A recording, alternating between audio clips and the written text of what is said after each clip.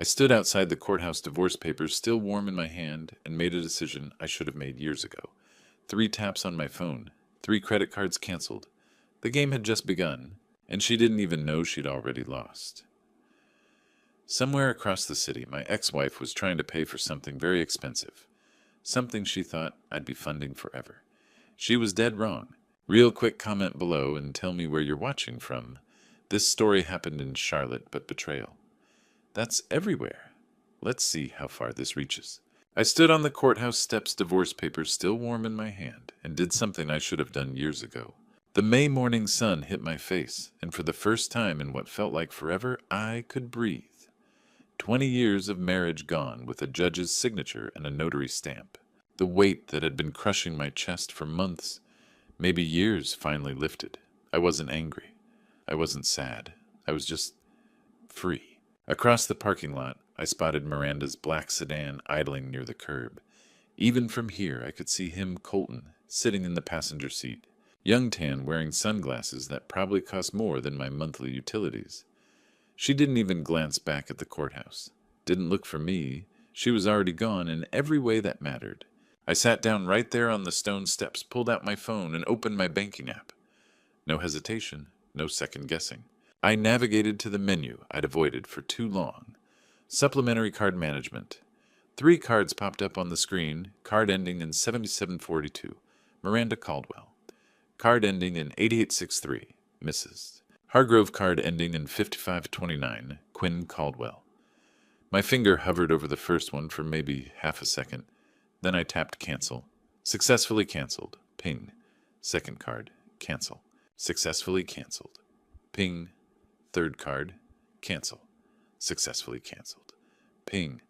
That sound, 3 little notifications, was sweeter than any song I'd heard in years. My credit, my name, my responsibility, and now my decision. I slipped the phone back into my pocket and looked up at the blue Carolina sky.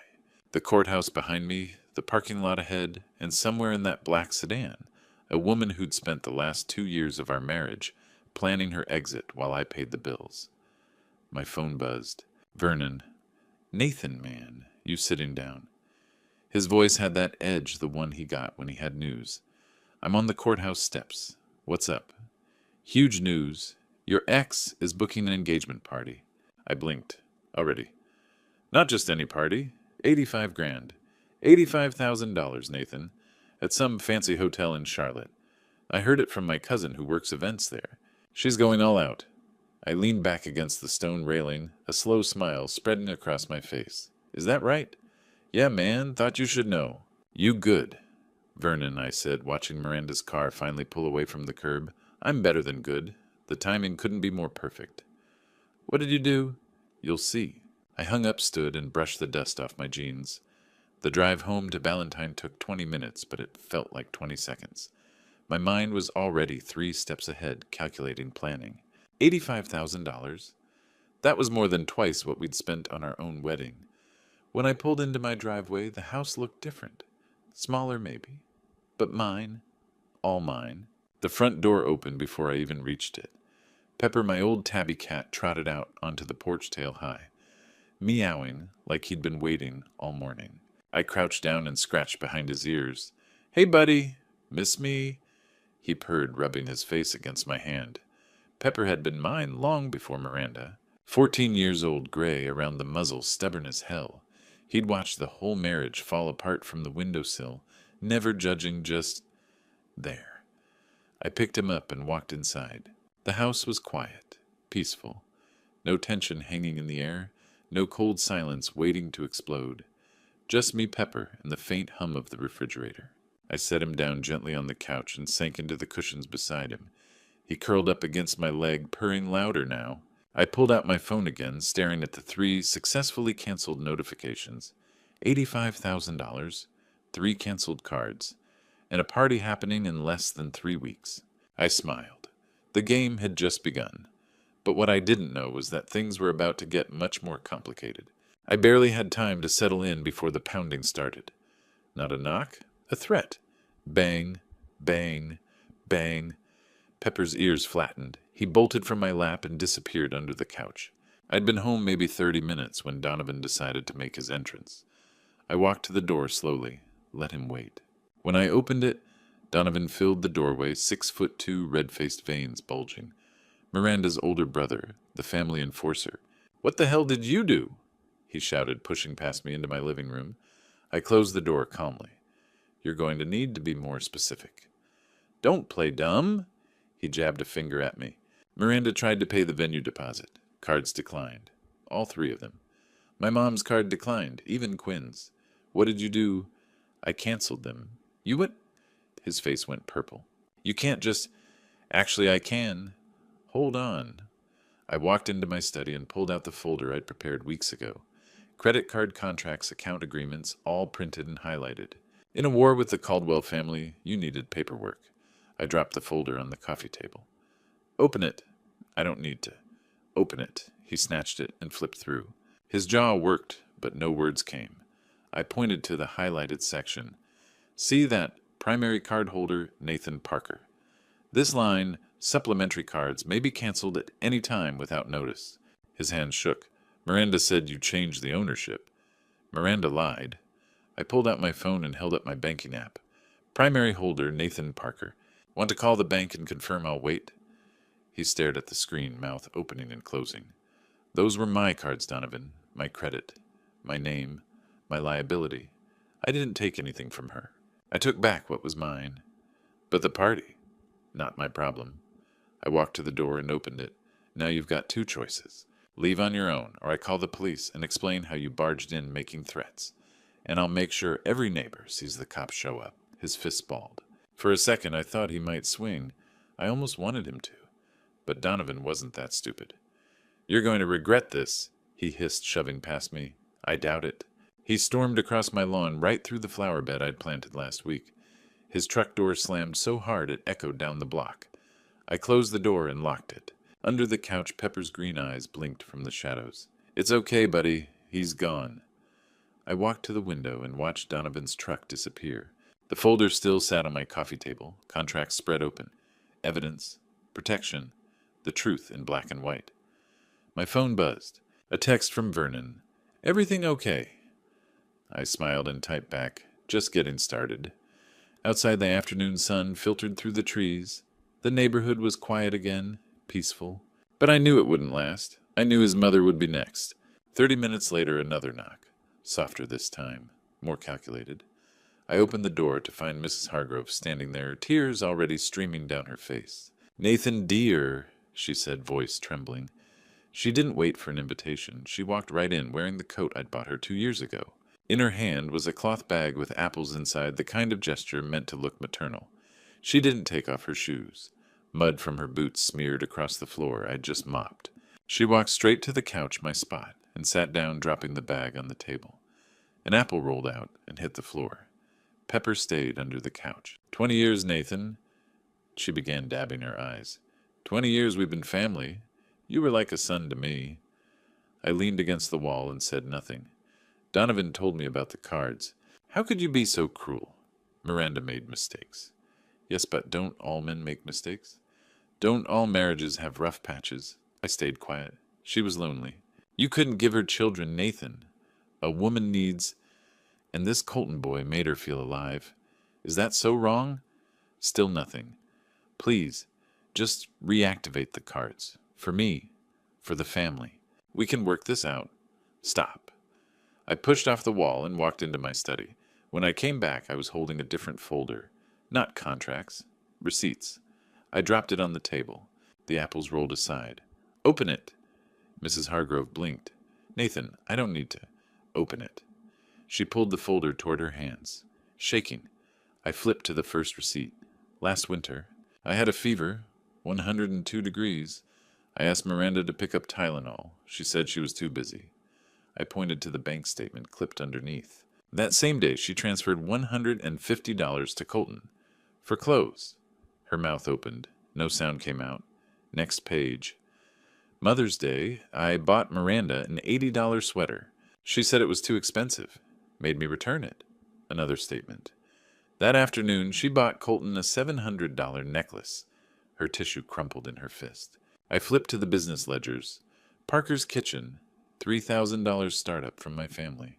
Miranda transferred $92,000 out of our joint account. I leaned forward. $75,000 went to Colton, the rest her shopping sprees. Mrs. Hargrove tried to rally. But that money Miranda helped build that business. She deserves nothing. My voice was calm but cold. And you sitting in my house trying to guilt me into enabling theft? You should be ashamed. Her face hardened. The tears stopped. You're stubborn and selfish. A good son-in-law obeys. Reactivate those cards, or... I walked to the door and opened it wide. Or what? I gestured outside. Want the neighbors to see this? Let's have them decide me for canceling my cards, or you for defending a cheater and a thief. Her jaw clenched. She stood abruptly, snatching her bag. Another apple rolled off, but she didn't pick it up. She shoved past me deliberately, her shoulder hitting mine. I didn't budge. The door slammed, harder than Donovan's. The picture frame rattled on the wall. I locked the door and leaned against it. Pepper crept out from under the couch and rubbed against my legs. I bent down and scratched his head. Then my phone rang. Miranda's number lit up the screen. I let it ring twice, and I pressed record first. My phone had a built-in call recorder, something I'd set up months ago when things started falling apart. Old habits from running a business document, everything. I answered on the third ring. Hello, Miranda. What the hell did you do? Her voice came through like a lightning strike, sharp, furious, crackling with rage. You sabotaged my party. I walked to the kitchen and filled a glass of water. Pepper followed, weaving between my ankles. I didn't sabotage anything, I said calmly. I canceled credit cards that were in my name. Those cards were mine. I've been using them for years. Supplementary cards, Miranda, issued under my credit, my responsibility, my decision to cancel. You, she sputtered, you ruined everything the hotel called me. Do you know how humiliating that was? They said my deposit payment was declined. In front of Colton. I took a sip of water. That must have been awkward. This isn't funny, Nathan. You're right. It's not. I set the glass down. You know what else isn't funny, $92,000? Silence. $92,000 transferred out of Parker's Kitchen, our joint business account, the one we built together, or should I say the one I built, while you planned your exit. That money was, let me guess, you earned it. I leaned against the counter. $75,000 went to Colton, $55,000 directly into his account, another $15,000 on gifts, designer clothes, jewelry, and the rest your shopping sprees. You have no right. I have every right. It was our money, Miranda, from our business, and you funneled it to your boyfriend like I wouldn't notice. Her voice turned cold. If you don't reactivate those cards, I will make your life hell. I'll come to your new job. I'll tell everyone what kind of man you really are. You'll what? I cut her off. Show up at my workplace and cause a scene. Please do. I'd love to explain to my new boss why my ex-wife is harassing me. And I'd especially love to show them the bank statements proving you stole $92,000. I didn't steal anything. Then what do you call transferring money from a joint account to fund your affair? That's not... We were still married. I had every right... We're not married anymore, Miranda. As of 9 o'clock this morning, you have no rights to my credit, my money, or my life. My voice stayed level. You want to throw an $85,000 party? Use your own money. Oh, wait, you don't have any. You're going to regret this, she hissed. I swear to God, Nathan, you will regret this. Is that a threat? It's a promise. Good. Say it again. Louder this time. A pause. Then I heard it the moment she realized. Are you recording this? I smiled. Have a good evening, Miranda. You son of a click. She hung up. Or threw her phone. Hard to tell. I stood in my quiet kitchen, the glass of water sweating onto the counter, Pepper purring at my feet. The recording app showed 11 minutes and 34 seconds. I saved the file. Miranda, your threats. MP3. Then I sent it to Vernon with a message. Evidence. Keep a copy. His reply came instantly. You're a genius. I wasn't a genius. I was just a man who'd learned the hard way that with the Caldwell family, you needed proof of everything. I locked my phone and looked out the kitchen window. The sun was setting over Ballantine, painting the sky, orange and pink. Beautiful. Peaceful. That night, another message came through. Not from Miranda this time. From Quinn.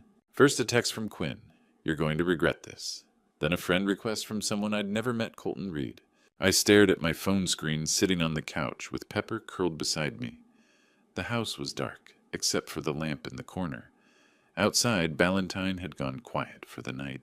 Quinn's message didn't surprise me. She was Miranda's little sister, loyal to a fault, even when the fault was obvious. I didn't reply. There was nothing to say to someone who'd rather attack than ask questions. But Colton's friend request. That was bold. I clicked on his profile. The first thing I saw was his cover photo, him and Miranda, at some upscale restaurant, her leaning into his shoulder, both of them holding champagne glasses. The caption read, "To New Beginnings."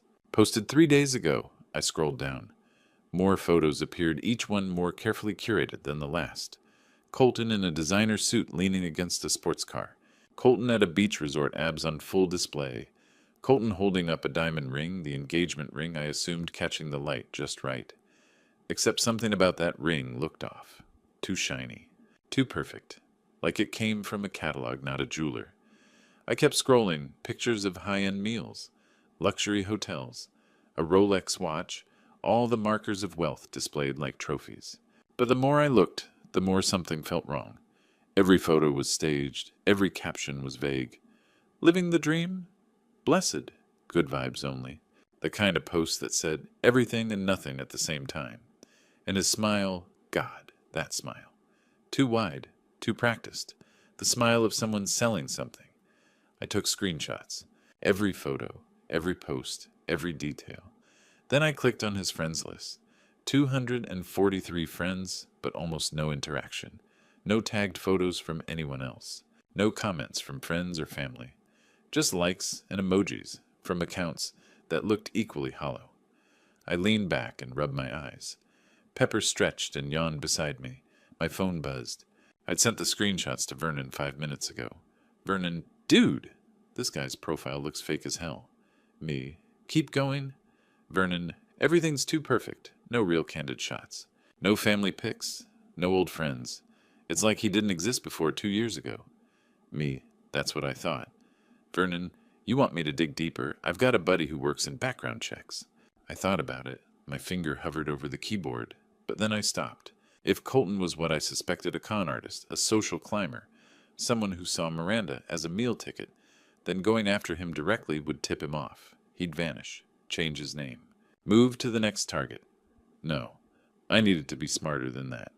Me, not yet. Just keep an eye on him. I need to talk to a lawyer first. Vernon, you sure this guy gives me the creeps? Me, I'm sure. One step at a time. I set my phone down and stared at Colton's profile picture. That too perfect smile. Those designer clothes. That engagement ring that probably cost less than $50. Miranda thought she'd upgraded. Thought she'd found someone better. Someone richer, younger, more exciting. But all I saw was a man who made a living off women like her. And if I played this right, she'd figure that out herself. I just needed the right pieces in place first. I needed a lawyer. The next morning I walked into Raymond Fletcher's office with a folder thick enough to be a novel. His office was in uptown Charlotte, tucked into one of those glass towers that reflected the morning sun like a mirror. 20th floor, corner office. The kind of place that said competence before anyone even spoke. I'd called him the night before. Vernon had recommended him, said Fletcher was the best family law attorney in Charlotte. The kind of guy who didn't lose cases because he never took ones he couldn't win. Fletcher was already waiting when I arrived at 9 sharp. Mid-50s gray at the temples, wire-rimmed glasses, and a handshake that was firm but not aggressive. Professional. Mr. Parker, he said, gesturing to the chair across from his desk. Vernon speaks highly of you. Let's see what we're working with. I sat down and slid the folder across the desk.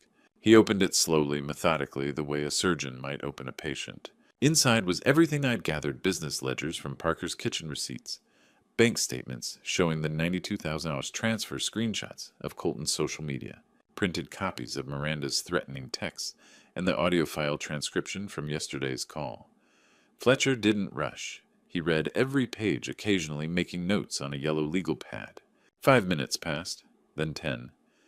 I sat in silence, watching the city sprawl out below us through the floor-to-ceiling windows. Finally, he looked up. This is thorough, he said, tapping the folder. Very thorough. You've done half my job for me. So what do you think? He leaned back in his chair, folding his hands. The $92,000, that's marital property.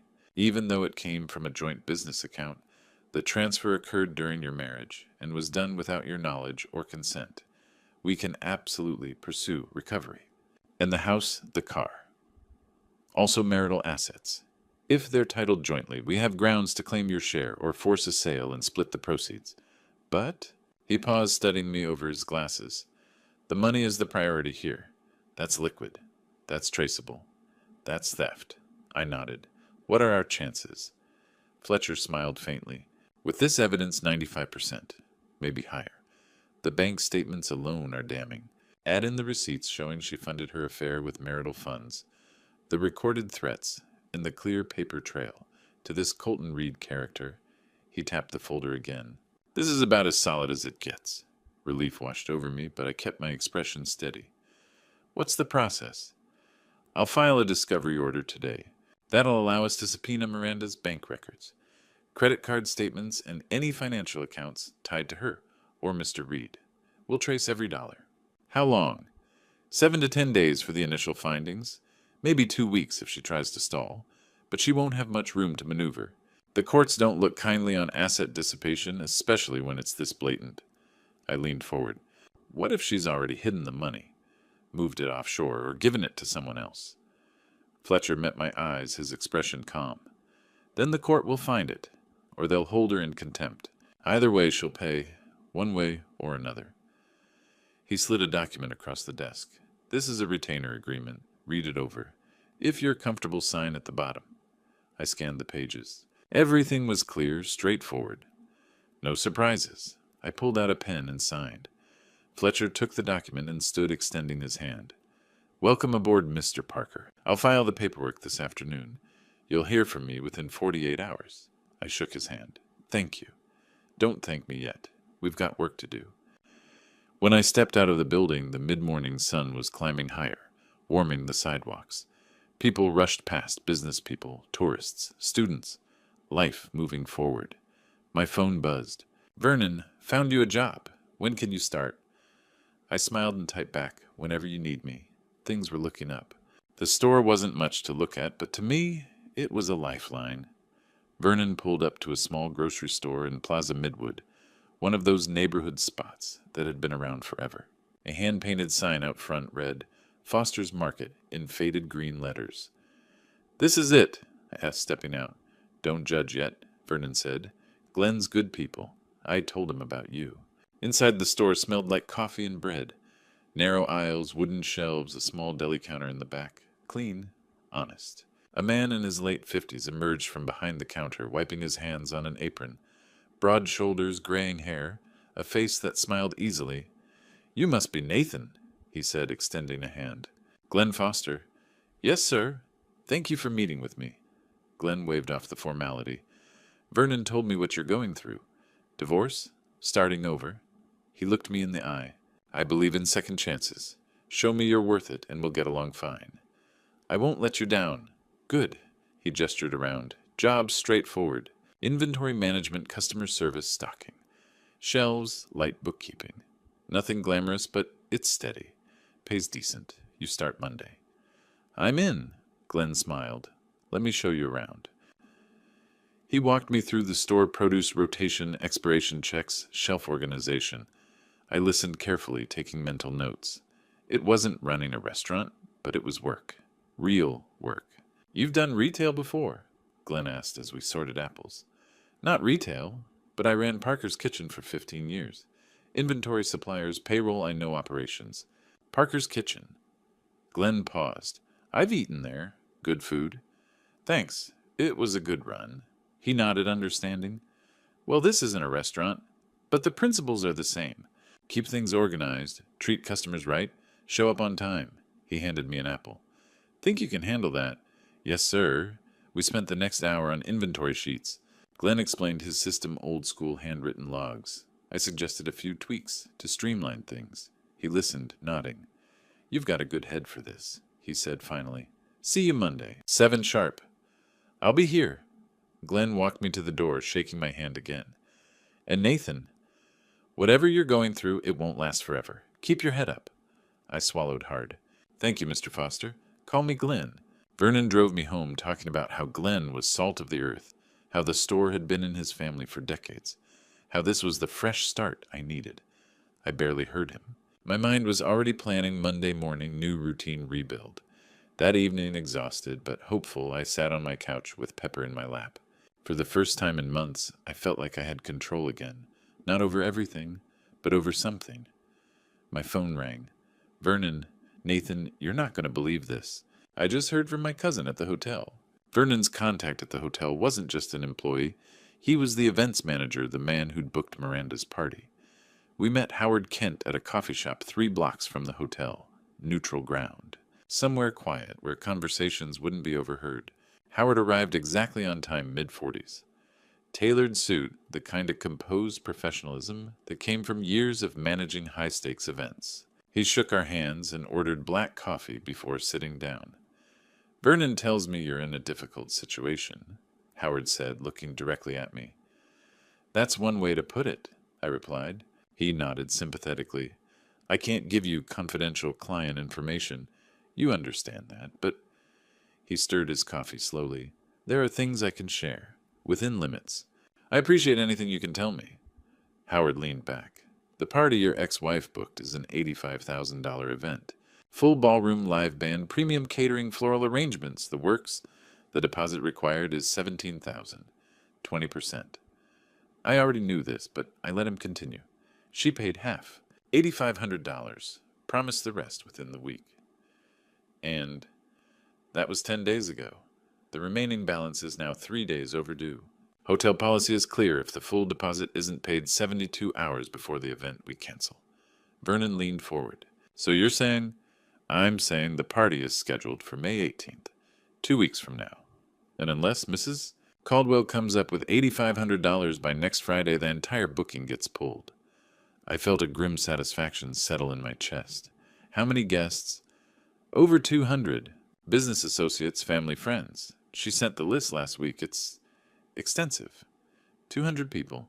Miranda was going all in, betting everything on a party she couldn't afford. Howard glanced around the coffee shop, then reached into his briefcase. This conversation stays between us. Of course. He pulled out a folder and set it on the table.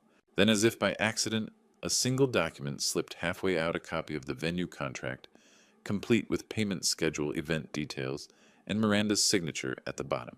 Howard looked away, sipping his coffee. I understood. I pulled out my phone and snapped a quick photo of the contract, before sliding it back into the folder. I didn't see that, Howard said quietly. See what? He almost smiled. If something were to happen at this event, a disruption, let's say the MC handling the evening is Clayton Hall. Professional guy, been with us for years. He paused meaningfully. He's flexible. Vernon caught on immediately. Flexible how? Clayton believes in doing the right thing. If someone needed to make an announcement, or if there was a situation that required transparency, Howard shrugged. He has a moral compass. Let's put it that way. I met his eyes. Could we coordinate with him? I'll have a conversation with him. An hour from now, he'll know there might be an unusual situation at the May 18th event. What happens after that? Howard stood, buttoning his jacket. That's beyond my control. He shook our hands again. Some people deserve justice, Mr. Parker. I hope you get yours.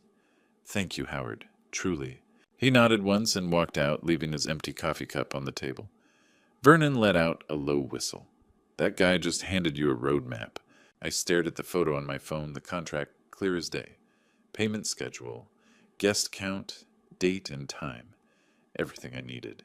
2 weeks, I said quietly. Vernon grinned. What's next? I stood pocketing my phone. Next I need those bank statements. 10 days after filing the discovery order, Fletcher called. You need to sit down for this. I was at Foster's Market restocking the produce section when my phone buzzed. Glenn saw my face and waved me toward the back office without a word. What did you find? I asked, closing the door behind me. Everything, Fletcher said. Get to my office. Now. 20 minutes later, I was back in that 20th floor corner office, watching Fletcher spread bank records across his desk like a detective laying out evidence at a crime scene. $92,000. He began tapping the first stack of papers. Confirmed. Transferred out of Parker's Kitchen's joint account over the course of 8 months. I already knew that number, but seeing it printed in black and white transaction after transaction, each one carefully dated and documented, made it real in a way it hadn't been before. Fletcher slid another stack toward me. Multiple large transfers directly into Colton Reed's personal account. $55,000 in total. The rest went to credit card payments, cash, withdrawals, and retail purchases, all tied back to your ex-wife. I nodded slowly. Can we present this in court? We will, at the right time. He paused and leaned forward. But Nathan, there's something else. Something bigger. What? He pulled out another set of records, thicker, more detailed. Colton Reed has 3 other bank accounts, and all 3 have received similar large transfers from different women. My stomach dropped. Fletcher pointed to the highlighted names. Jennifer M. Substantial deposits over 6 months, then nothing. Susan K. 4 months of transfers, then she stopped. Patricia L. Almost a year of payments before it ended. I stared at the pages, my mind racing. Mr. Parker, Fletcher said quietly, your wife isn't this man's first victim. He's done this before. The room felt colder suddenly. A professional con artist. I said, my voice flat. Exactly, and we have proof. Fletcher tapped the records. This is a pattern. A clear, documented pattern of financial exploitation. If we wanted to, we could probably track down these other women, get statements, build a case that goes beyond just your divorce. Does Miranda know? Not yet. But she will. Fletcher's expression was grim. Everyone will. I sat back in the chair, letting it all sink in. Miranda thought she'd found love, thought she'd traded up, escaped a boring marriage for someone younger, richer, more exciting. But she hadn't found love. She'd found a predator. And Colton Reed wasn't just taking her money. He was doing what he'd done to at least 3 other women before her. Probably more we hadn't found yet. What's our next move? I asked. We wait, Fletcher said. We've got 2 weeks until the party. In that time, I'll prepare the full financial breakdown. Every dollar, every transaction, every lie. When the moment comes, we'll have everything we need. He slid the records into a folder and handed it to me. Take these, study them, know them inside and out. Because when you walk into that party, you're not just confronting your ex-wife, you're exposing a con artist. I took the folder, feeling its weight in my hands. Thank you, Mr. Fletcher. Don't thank me yet. We still have work to do. I walked out of his office and into the late afternoon sunlight, the folder tucked under my arm. Around me, Charlotte moved on, people rushing to meetings, grabbing coffee, living their lives. But all I could think about were those names. Jennifer M., Susan K., Patricia L., and now Miranda. She thought she'd found love. But in 2 weeks at that party, everyone would know the truth. 3 days before the party, Miranda called again, but this time her voice was different, worried. I was at home organizing my briefcase contracts, bank statements, receipts, screenshots, the audio file, everything neatly labeled and ready. Pepper watched from the couch as my phone lit up with her name. I let it ring once, twice, then answered, Hello, Miranda. Nathan. Her voice was cautious, almost fragile. Nothing like the fury from our last call. I've been hearing some rumors. Are you planning to come to my party to cause trouble? I leaned back in my chair and let out a long, tired sigh, the kind of sigh that came from a man barely holding it together. Miranda, I'm working 6 days a week at a grocery store. I'm barely keeping my head above water. Your party is the last thing on my mind. Silence on the other end. Really? Because Donovan said, I don't care what Donovan said. My voice stayed flat, exhausted. Believable. We're divorced. I've moved on. You should too. Another pause. Longer this time. Okay, good. I wanted to make sure. I could hear the relief in her voice. She believed me completely. Have a great party, Miranda. I said, letting just a hint of weariness slip through. I hope it's everything you dreamed of. She didn't catch the irony. She never did. Thanks, Nathan. Take care of yourself. You too. Click. I set the phone down and stared at the briefcase on my desk. Evidence organized into 3 sections, financial theft affair documentation, and Colton's pattern. Everything I needed all in one place. I smiled. Then I called Vernon. She bought it, I said when he picked up. Vernon laughed. Man, you deserve an Oscar. I'm barely keeping my head above water. That was perfect. She needed to believe I was beaten, that I'd given up. And now she thinks you're too tired to care. Classic. He paused. You ready for this? More than ready. Good, because I'll be there. Front row. Wouldn't miss it for the world. Next I called Fletcher. Mr. Parker, he answered on the first ring. How are we looking? The trap is set. She thinks I'm not coming. She's completely off guard. Excellent. I'll arrive early on the 18th. We'll coordinate with Howard and Clayton before the event starts. Once we're in position, it's just a matter of timing. What if she tries to stop me? She won't. By the time she realizes what's happening, it'll be too late. We'll have the floor, the microphone, and 200 witnesses. His voice was calm, confident. This is going to be memorable, Mr. Parker. Thank you, Mr. Fletcher. See you on May 18th. I hung up and sat in the quiet of my living room. Outside, the neighborhood was settling in for the evening. Lights flickered on in windows. Dogs barked in the distance. Life going on as usual. But in 3 days, everything would change. I looked at Pepper, who'd curled up beside me. 3 more days, buddy, I said softly, scratching his head. 3 more days and she'll know. He purred, oblivious to the storm coming. I closed the briefcase and locked it. 3 days, Miranda. In 3 days, your fairy tale ends, and you have no idea what's coming. The hotel lobby buzzed with activity. White roses everywhere, crystal chandeliers catching the morning light, and somewhere in that ballroom, Miranda was about to have the worst day of her life. Nathan Vernon and Mr. Fletcher arrived early 8:30, a full hour before guests were scheduled. They wore simple suits, nothing flashy. Nathan carried his briefcase like it was just another day at the office. The lobby was a sea of white and gold. Enormous floral arrangements lined the entrance. A banner hung across the ballroom doors, happily ever after. Nathan felt nothing looking at it. No anger, no sadness, just clarity. Howard Kent appeared from a side hallway, clipboard in hand, looking every bit the professional events manager. He glanced at Nathan, gave the slightest nod, and gestured toward a service corridor. Follow me. Stay quiet. They moved quickly through the back hall staff-only areas where catering teams prepped trays and sound technicians tested microphones. The muffled sound of a piano being tuned drifted through the walls.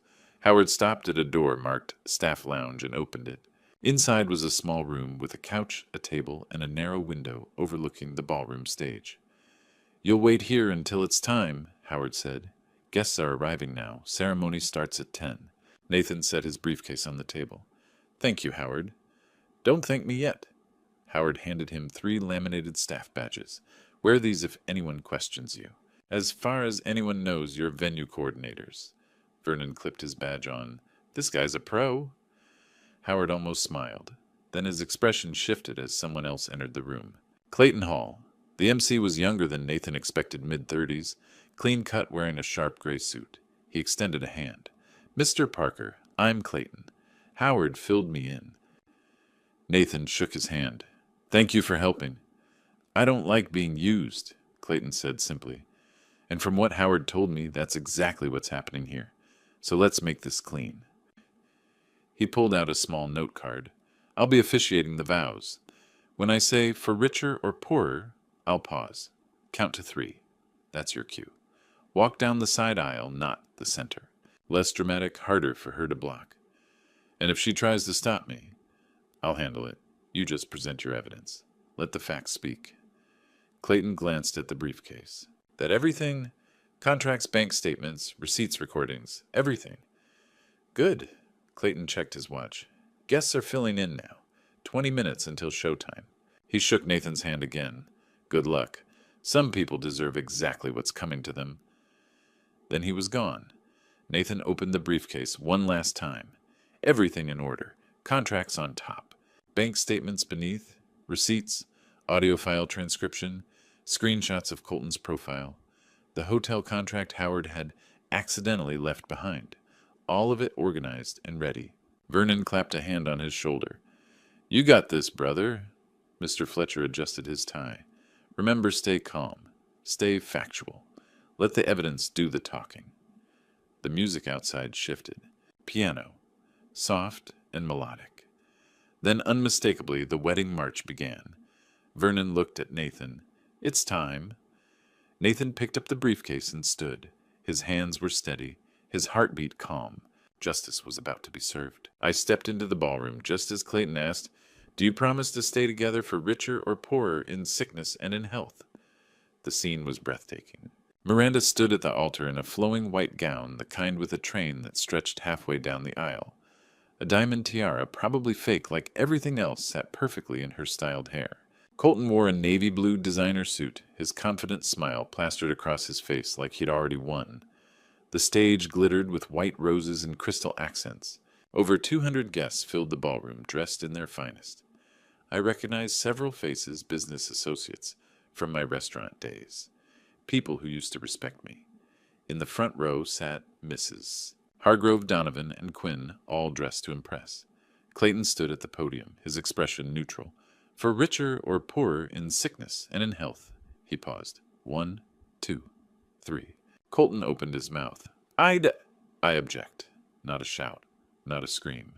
Just clear, decisive, unmistakable. 200 heads turned in unison. A collective gasp swept through the ballroom like a wave. Miranda's smile froze. The color drained from her face. Her hands clutching the bouquet trembled visibly. Colton's eyes narrowed. His jaw clenched. His hand tightened around Miranda's. Mrs. Hargrove shot to her feet. "Nathan!" Donovan half stood, confusion and rage battling on his face. I walked down the side aisle, not the center, just as Clayton had instructed. My briefcase in hand, my steps steady, my expression calm. The whispers started immediately. "Is that Nathan Parker?" Her ex-husband. "What's he doing here?" I reached the front and stopped standing directly in front of the stage. Eye level with Miranda. Eye level with Colton. Miranda found her voice, though it shook. "Nathan, what are you doing here? You said you weren't coming. You said—" I lied, Miranda. Her mouth opened. No sound came out. "I lied." I repeated louder now so the entire ballroom could hear. "Just like you lied. For years." The whispers grew louder. Someone in the back stood to get a better view. Colton stepped forward slightly, his fake smile finally cracking. "Man, you need to leave. This is a private event." "Private?" I looked past him to the crowd. 200 witnesses doesn't seem very private to me." Clayton, still at the podium, said nothing. He just watched, arms crossed exactly as planned. Miranda's voice broke. "Nathan, please, don't do this. Not here. Not now." "When then, Miranda? When would be a good time to talk about the $92,000 you stole from me?" Another gasp, louder this time. Mrs. Hargrove's face went pale. Donovan's fists clenched. Quinn looked at her sister, confusion spreading across her face. Miranda's bouquet trembled in her hands.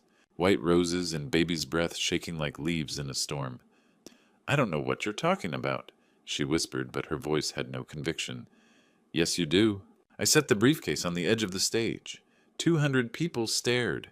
Miranda's bouquet trembled harder, and I opened the briefcase. I pulled out the first document and held it high for everyone to see.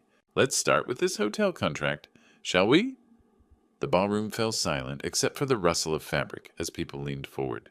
"This," I said, my voice carrying to every corner, "is the contract for today's event. Total cost, $85,000. Whispers rippled through the crowd. I pointed to the highlighted section. "The hotel requires a 20% deposit. That's $17,000. I paused, letting it sink in. Miranda paid $8,500. She still owes $8,500. The hotel was going to cancel this party 3 days ago. Miranda's face went white. "That's not Colton said he would—" I turned to Colton. "Did you handle it, Colton?" His jaw clenched. Silence. A business associate in the third row stood. "Nathan, is this true?" I nodded. Then I pulled out the bank statements. But wait, there's more. I unfolded the papers slowly, deliberately. "These are the financial records from Parker's Kitchen, the restaurant Miranda and I built together over 20 years. I held up the statements so the front rows could see the numbers. In the past year, $92,000 was transferred out of our joint business account." The gasp was louder this time. Someone in the back row stood to see better. $92,000 of our money. Money from my family's initial investment. Money from my 20 years of work. I pointed directly at Miranda. Money that she transferred without my knowledge or consent. Mrs. Hargrove shot to her feet. "You're lying. Miranda would never." "Would she?" I walked to the front row and handed the bank statements to a business associate I'd known for years, a man who'd eaten at Parker's Kitchen dozens of times, who'd shaken my hand and called me a friend. "See for yourself," I said. "Dates, amounts, account numbers. It's all there." He took the papers, his expression skeptical at first. Then his face changed. He flipped through the pages, his eyes widening with each transaction. He passed them to the woman beside him. The documents moved through the rows like wildfire. Person after person examined them. Faces shifted from confusion to shock to anger. Another associate stood, a gray-haired man who'd been a regular at my restaurant for over a decade. "Nathan, I had no idea." "Nobody did," I said quietly, because she hid it very well. Miranda's hands shook violently now. The bouquet slipped slightly in her grip. "Nathan, please. You're making this sound worse than it is. We can explain what Miranda," I turned to face her fully. "Explain how you transferred tens of thousands of dollars to your boyfriend while I was working 80-hour weeks to keep the business afloat. Explain how you planned an $85,000 engagement party you couldn't afford. Explain how you lied to me, to your family, to everyone here." Donovan stood, his face twisted with confusion. "Miranda, is this true?" She opened her mouth. No words came. Quinn's voice was small from the front row. "Miranda," Mrs. Hargrove tried again, "this is slander. You have no proof." I held up the stack of bank statements. 20 pages of proof. Transaction by transaction. Dollar by dollar. "Would you like to review them?"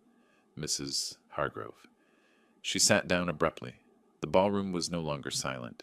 Conversations erupted in hushed, frantic tones.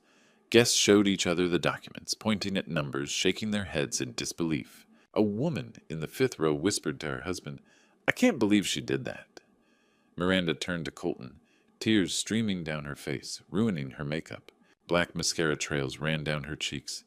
"Tell them it's not true," she begged, her voice breaking. "Tell them we're in love." But Colton's face had changed. The charm was gone.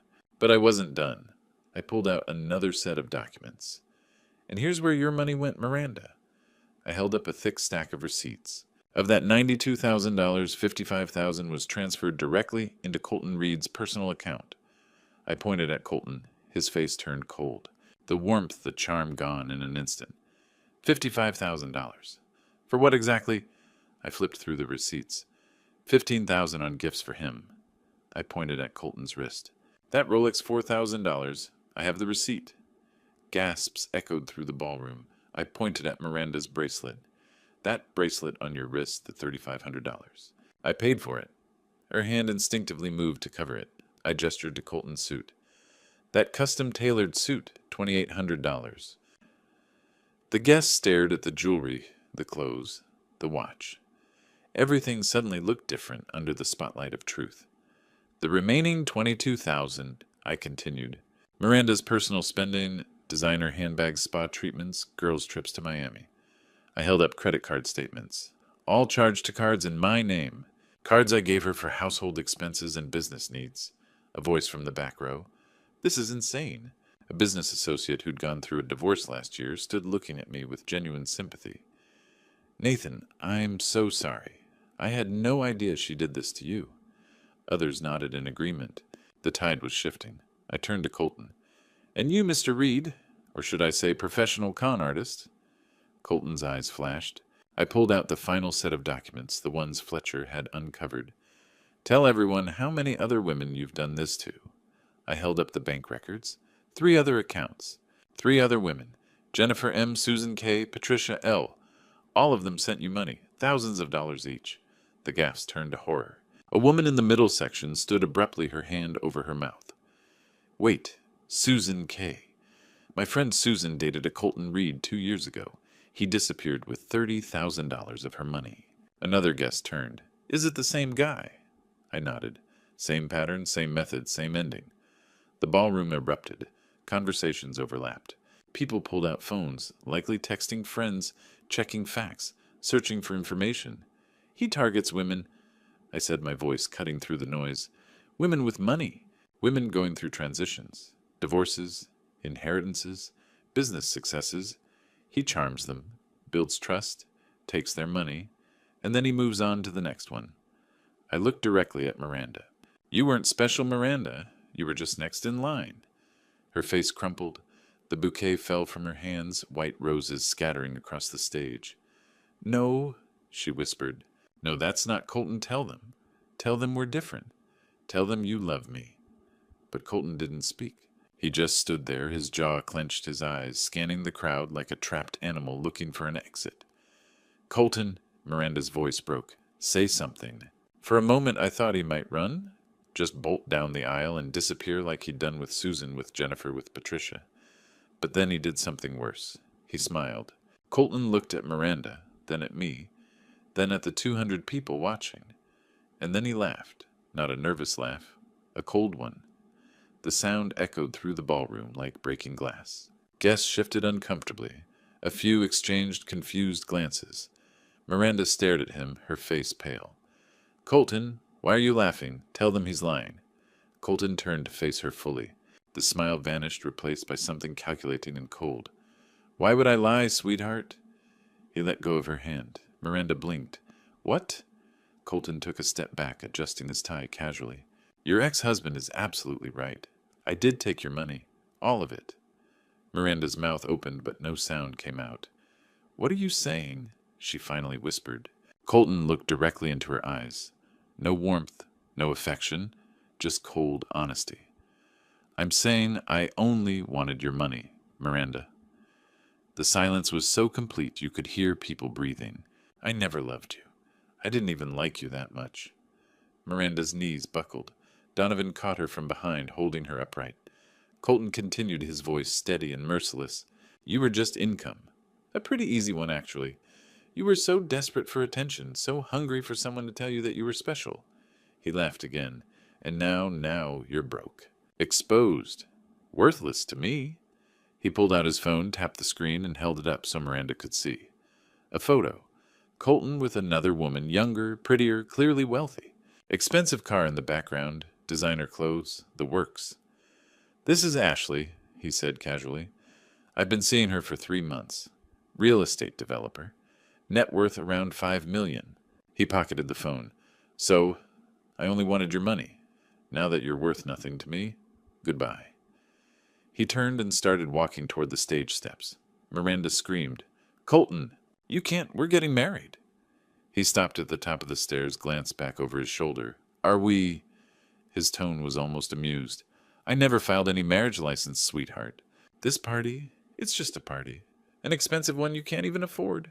He smirked and descended the steps. Miranda reached out toward him, her voice breaking. Please, I love you. Colton walked past her without a glance. He strode up the center aisle. Guests parted like water, pressing back into their seats, as if he were contagious. Mrs. Hargrove tried to block his path. Young man, you cannot just... He brushed past her without breaking stride. Donovan lunged forward. You son of a... But Vernon stepped into his path, shaking his head. Let him go. Colton reached the ballroom doors, pushed them open, and walked out. The doors swung shut behind him with a soft click. Gone. Miranda collapsed onto the stage floor, her white gown spreading around her like a fallen parachute. She sobbed loud, gut-wrenching sobs that filled the silent ballroom.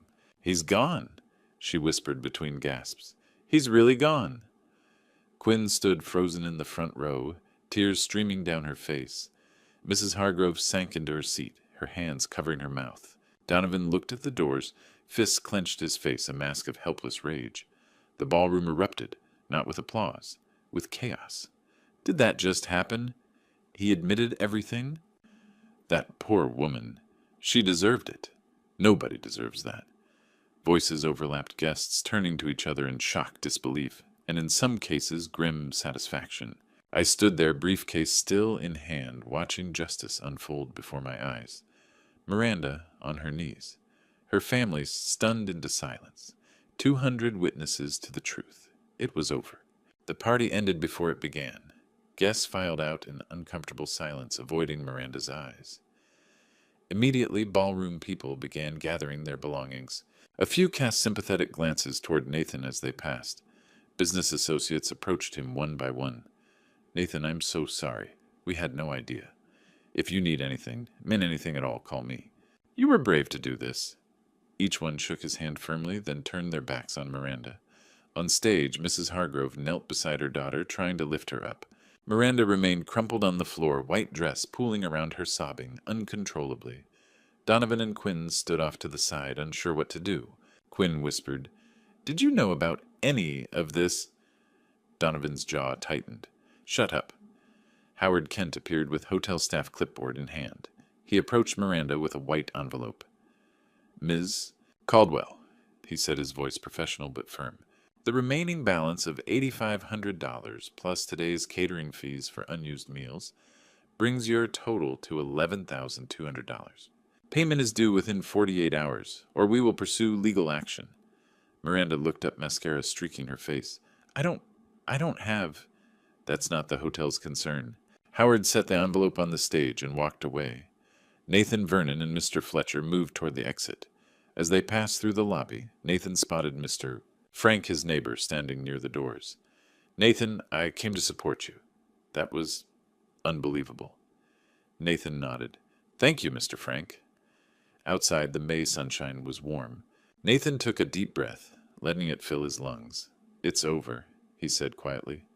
Vernon clapped him on the shoulder. "How do you feel?" "Lighter than I have in 20 years. 2 weeks later, Fletcher called. The court order went through. Miranda has 15 days to repay the $92,000 plus interest, or we seize her assets. Will she pay? She can't. I hear she's selling everything. And she was. Miranda sold her car, $8,000. The jewelry Colton had bought her pawned for $3,000.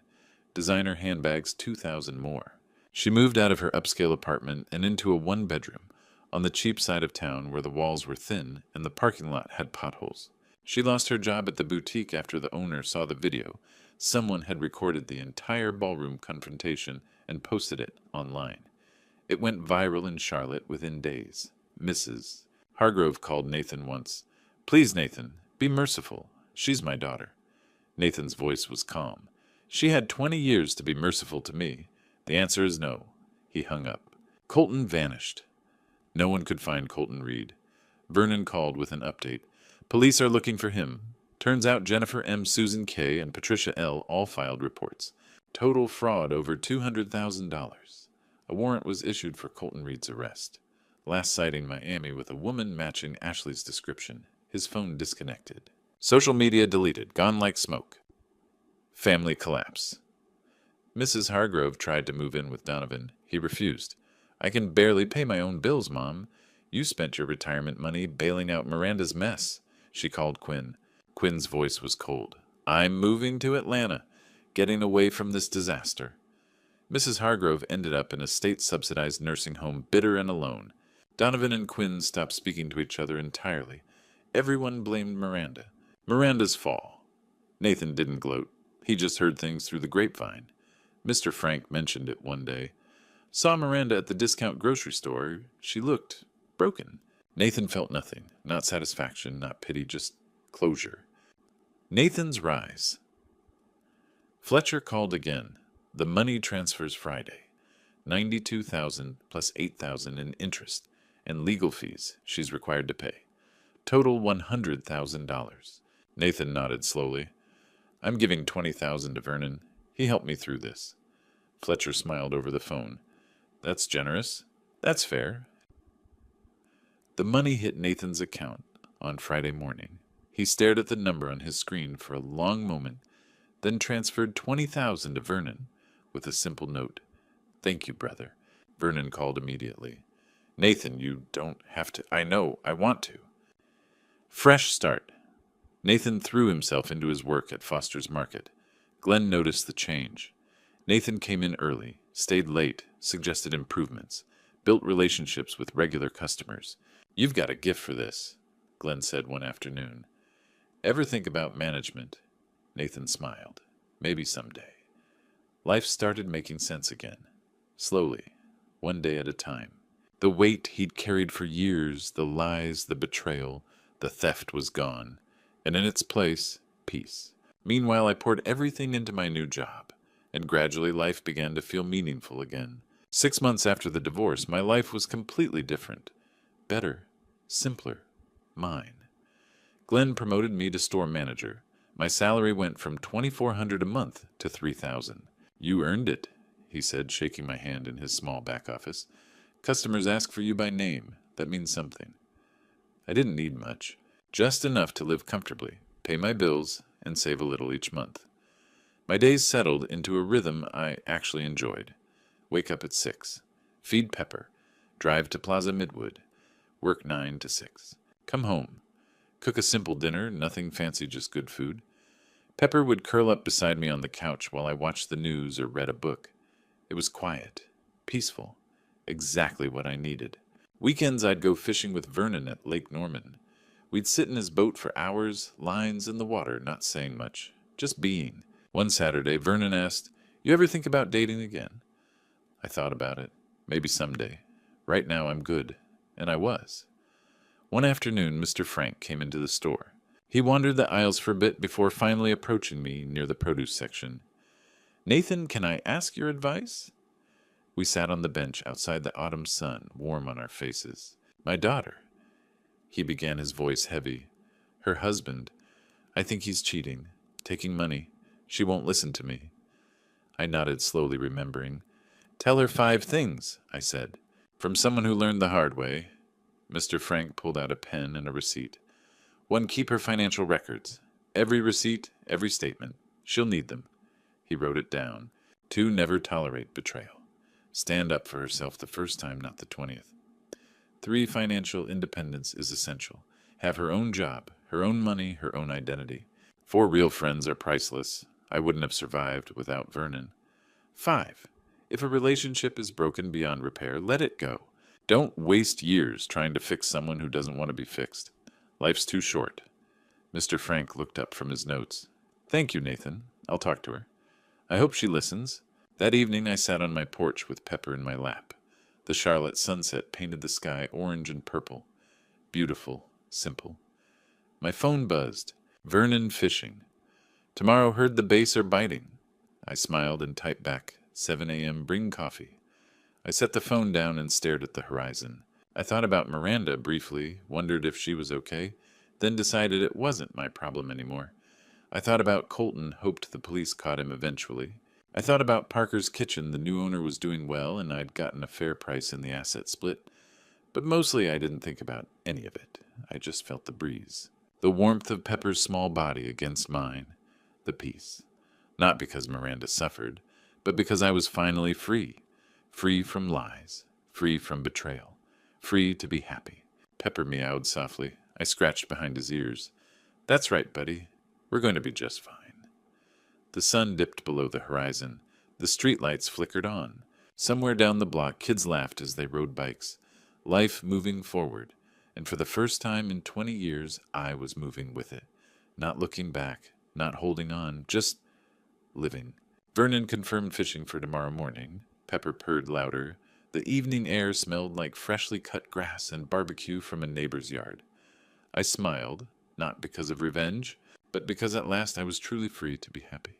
Looking back at everything that happened, I realized God gave me the strength to stand up when I needed it most. For 20 years, I let fear control me. Fear of conflict, fear of being alone, fear of starting over. But God doesn't want us to live in fear.